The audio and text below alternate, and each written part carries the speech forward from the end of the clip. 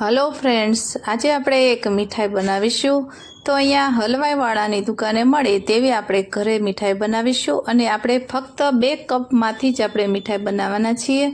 તો અહીંયા આપણે 1 કપ ઘઉંનો લોટ લીધો છે અને 1 કપ ચણાનો લોટ છે તે લેવાની છું. તો આપણે 2 કપથી આપણે મીઠાઈ છે તે સરસ એવી બને છે. અને અમારી રેસીપી ગમતી હોય ને હજી સુધી ચેનલને સબસ્ક્રાઈબ ન કરી તો સબસ્ક્રાઈબ કરજો, લાઇક કરજો અને શેર કરજો અને વિડીયો જોવાનું ભૂલતા નહીં. બાજુમાં આપેલી ઘંટી દબાવશો એટલે નવી રેસીપીના નોટિફિકેશન તમને દરરોજ જોવા મળશે.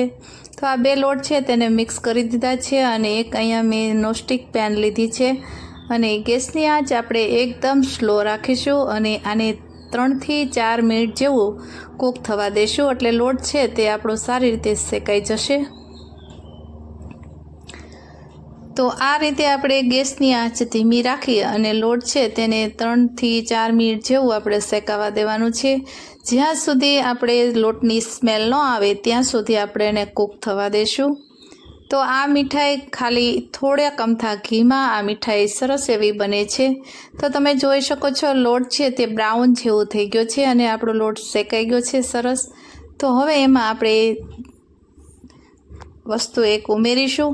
તો અહીંયા ઘી આપણે 3 થી 4 ચમચી જેટલું ઘી છે તેને એડ કરું છું.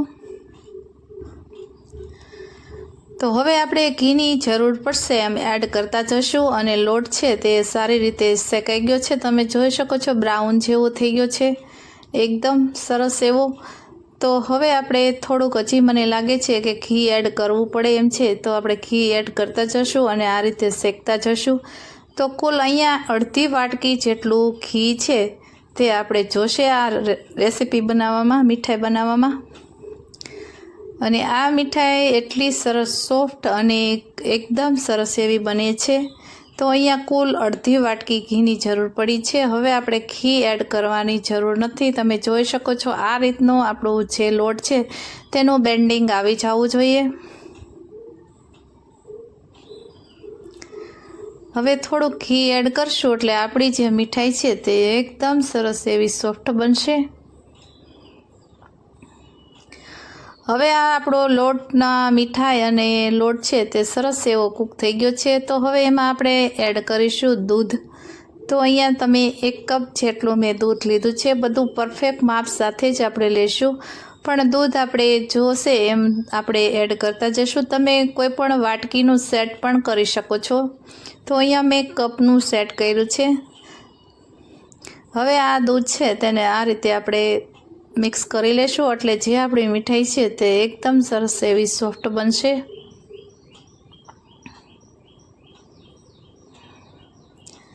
હજી આપણે દૂધ થોડુંક એવું એડ કરીશું.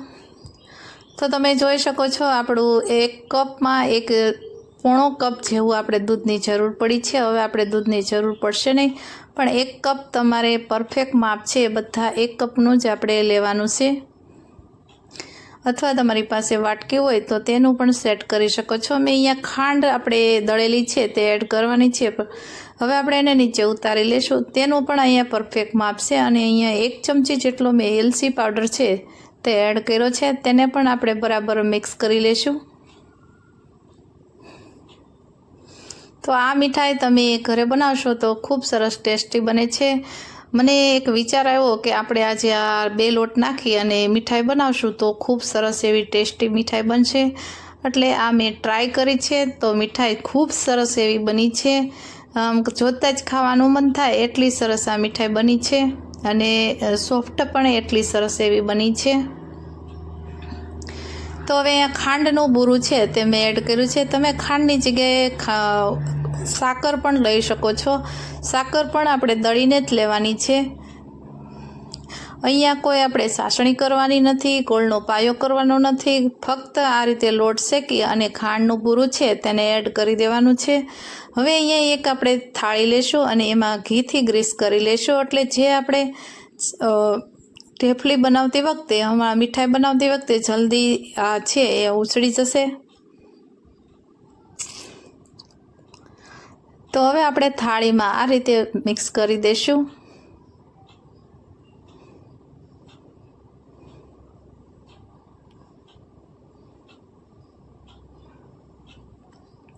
તો અહીંયા આપણે તાવીથાની મદદથી આ રીતે આપણે છે તેને મીઠાઈને આ રીતે આપણે દબાવી દઈશું અને એકદમ સરસ એવી સોફ્ટ બને છે. તો તમે ક્યારે ન બનાવી તો તમે ટ્રાય કરજો. મેં આ પહેલી વાર મીઠાઈ બનાવી છે અને આ મીઠાઈ છે તે ખૂબ સરસ એવી ટેસ્ટી અને સોફ્ટ એવી બની છે. તો આ રીતે આપણે સેટિંગ કરી લીધી છે થાળીમાં. હવે એના આપણે પીસ કરીશું. થોડીક વાર ઠંડી થવા દેવાની છે એટલે પીસ છે તે આપણા એકદમ સરસ એવા ખુલ્લા નીકળી જશે જલ્દી. તો અહીંયા મેં 15થી 20 મિનિટ જેવી ઠંડી થવા દીધી છે અને પછી હું પીસ કરું છું.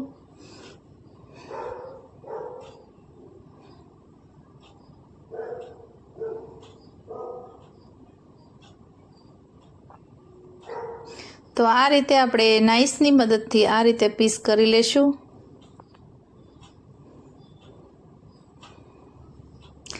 આ મીઠાઈ તમારે 1 મહિના સુધી બગડતી નથી અને ખૂબ સરસ એવી સારી એવી રહે છે.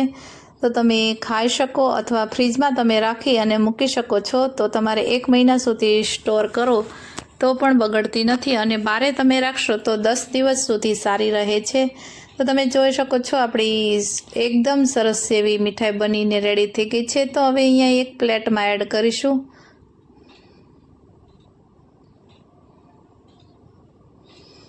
તો આવી મીઠાઈ આપણે ખાવા મળી જાય તો બીજું કશું ન જોઈએ. હમણાં તો બધા આપણે ચોમાસાની ઋતુ ચાલે છે એટલે તીખું ખાટું એવું બધું આપણે ખાતા હોઈએ છીએ, પણ આવું ક્યારેક ગળ્યું ખાવાનું મન થાય ત્યારે આવી મીઠાઈ બનાવવી જોઈએ ઘરમાં. તો તમે જોઈ શકો છો આપણી મીઠાઈ એકદમ સરસ એવી બની અને રેડી થઈ ગઈ છે. તો આપણે ચેક કરીશું. તમે જોઈ શકો છો એકદમ સરસ એવી સોફ્ટ બની છે અને જોતાં જ ખાવાનું મન થાય એટલી સરસ બની છે. તો અમારી અહીંયા રેસીપી ગમતી હોય ને હજી સુધી ચેનલને સબસ્ક્રાઈબ ન કરી તો સબસ્ક્રાઈબ કરજો, લાઇક કરજો, શેર કરજો અને બાજુમાં આપેલું બેલ આઇકન પ્રેસ કરશો એટલે નવી રેસીપીના નોટિફિકેશન તમને દરરોજ જોવા મળશે. Thanks for watching.